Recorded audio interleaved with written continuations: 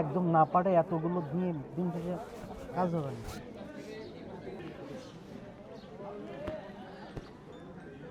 আমরা আজকে আমার নিজের পৈতৃক ভিটার পরে প্রতিষ্ঠিত প্রাইমারি স্কুলে আমার ভোটটা গ্রহণ দিলাম এবং দুইটা ভোট দিয়ে প্রথমেই দিয়েছি লাইনে দাঁড়িয়ে, এবং ভোটের আমরা মনে করি রাত পর্যন্ত আতঙ্ক ছিল।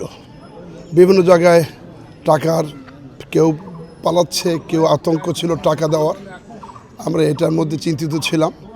তবে আল্লাহর রহমতে আমরা যদি ভোট অবাধ, সুষ্ঠু, নিরপেক্ষ হবে এটা আশা হয়েছে। পরিবেশও সেই ভালো।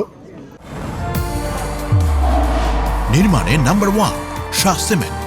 এবং সেই ভোট যদি অবাধ, সুষ্ঠু, নিরপেক্ষ হয় এবং আমি স্বচ্ছ ব্যালট বক্স দেখে আসলাম, আমরা মনে করি অবাধ, সুষ্ঠু নির্বাচনই হচ্ছে এবং হবে, এর প্রত্যাশা রাখি। তারপরেও তো কিছু সন্দেহ আছে।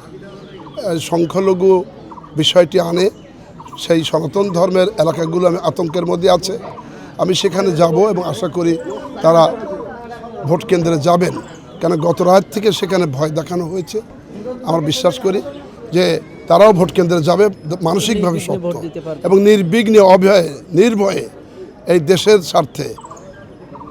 18 বছর পরে একটি ভোট হচ্ছে, অবাধ, সুষ্ঠু, নিরপেক্ষ নির্বাচনে সবাই ভোট দেবেন এবং সবাইকে ধন্যবাদ জানাচ্ছি, শুভেচ্ছা জানাচ্ছি, দেশবাসীকে অভিনন্দন।